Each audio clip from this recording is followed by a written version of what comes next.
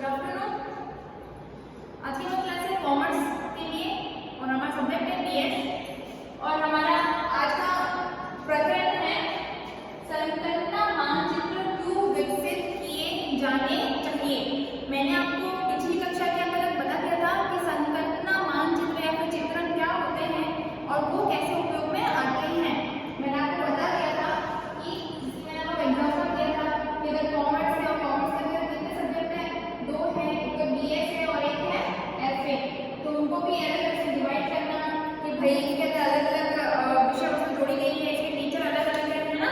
तो सारी की सारी चीजें किसके अंदर आती है, सारी की सारी चीजें आती हैं संकल्पना मानचित्र के या फिर चित्रण के अंतर्गत। अब हम पढ़ेंगे कि क्यों आवश्यक है, इसकी आवश्यकता को क्यों महसूस किया गया है शिक्षण के अंतर्गत। ये शिक्षा में कैसे ये लाभदायक हो सकती है और इसके क्या क्या बेनिफिट आते हैं, ये सारी चीजें हम आज के टॉपिक में क्लियर करेंगे। अब हम कुछ भी समझ में आपसे पूछ लेना, हमारे वैसे तो दो ही बच्चे हैं लेकिन मैं फिर भी बता देती हूँ, आप अपनी अटेंडेंस जरूर देना। जो अटेंडेंस देगा उसकी अटेंडेंस लगेगी, वरना नहीं लगेगी, ठीक है। तो हम आगे बढ़ते हैं संकल्पना मानचित्र क्यों विकसित किए जाने चाहिए। तो पहला है संकल्पना मानचित्र विकसित करने का तात्पर्य ज्ञान चित्रण करना है। पहला पॉइंट क्या है इसका, ज्ञान चित्रण करना।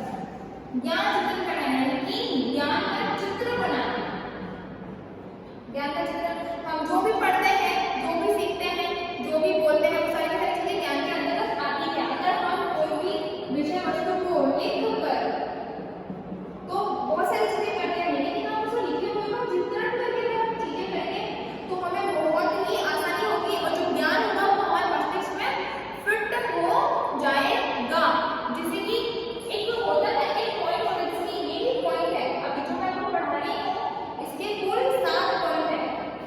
संकल्पना मानचित्र को क्यों विकसित किए जाते हैं, इसके कितने पॉइंट है, 7 पॉइंट है।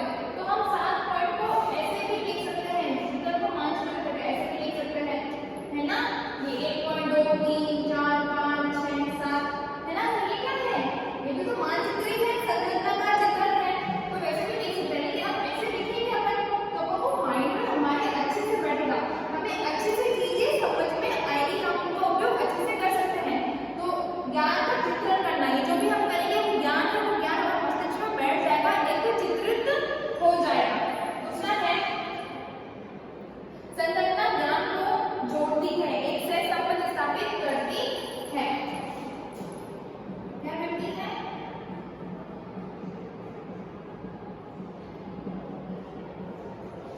ज्ञान को जोड़ती है और सह संबंध स्थापित करती है। सह संबंध स्थापित करती है, ज्ञान को जोड़ती है। सीधी बात है, हमारा जो ज्ञान है कि भाई संकल्पना मानचित्र में क्यों विकसित करनी चाहिए, इसमें तो सीक्वेंस से लिखेंगे तो बच्चे हो सकता है बच्चा कंफ्यूज भी हो जाए, लेकिन अगर हम उसको सही तरीके से मानचित्र या चित्र करके लिखेंगे, ठीक है, तो बच्चा कभी भी नहीं भूलेगा, उसको 99% उसके माइंड में चीजें बैठ जाएंगी। तो क्या होगा, उसका ज्ञान का विकास होगा। तो क्या करते हैं, ज्ञान को जोड़ा ना उसमें और फिर यह सहसंबंध स्थापित करते हैं। हम एक विषय वस्तु का दूसरे विषय वस्तु के साथ में संबंध स्थापित कर सकते हैं।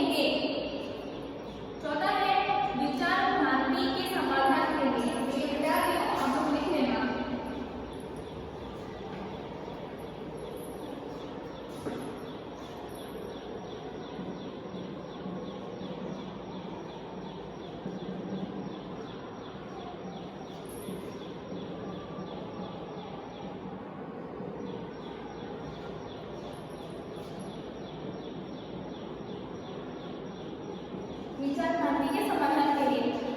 कई बार हम बहुत सारी चीजों में कंफ्यूज हो जाते हैं, जिसकी मैं कॉमर्स पढ़ने से पहले मैं खुद कंफ्यूज थी कि कॉमर्स में कितने सब्जेक्ट है, मुझे कुछ भी नहीं पता था, ठीक है। लेकिन मैंने चीजें पूछी, है ना, मैंने चीजें पूछी, मैंने डिस्कस किया, मैंने सिलेबस पढ़ा, मैंने बुक उठाई, मैंने खुद ने चीजें समझने की कोशिश की, मैंने खुद ने स्टडी की सारी चीजें, तो मेरा जो भी भ्रांतियां थी मेरे मन में वो काफी हद तक दूर हो गई।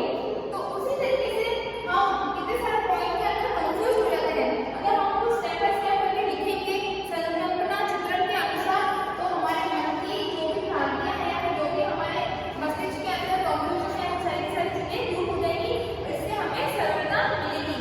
फिर है नवीन विचार विकसित करने के लिए।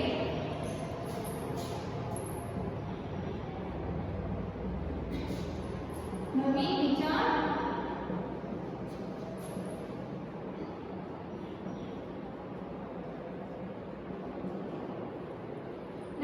विकसित करने के लिए, जैसे जैसे हम आगे बढ़ते हैं वैसे वैसे हमारे मन में बहुत सारे ख्याल आते रहते हैं। जैसे कि हम ऐसे करेंगे, हम भी आज हमने ऐसे डिवाइड किया, फिर हम इसकी तुलना करके भी हम इसको बता सकते हैं, फिर उसको इसके ऊपर एरो करके क्लाउड के माध्यम से उसको बता सकते हैं, है ना। उसमें बहुत सी चीजें और जोड़ सकते हैं, बच्चों को कैसे समझ में आएगा, नई नई तकनीक को यूज कर सकते हैं, सारी चीजें इसके अंदर हम कर सकते हैं। इससे क्या होगा, नए नए विचार हम शिक्षण में जोड़ सकते हैं। फिर है जटिल संरचना की रूपरेखा बनाने के लिए। कितनी सारी चीजें ऐसी होती हैं जो बहुत ही ज्यादा कंफ्यूजन या बहुत ज्यादा मुश्किल होती है, तो वो क्या होती है, जटिल होती है। तो फिर है जटिल विषय वस्तु की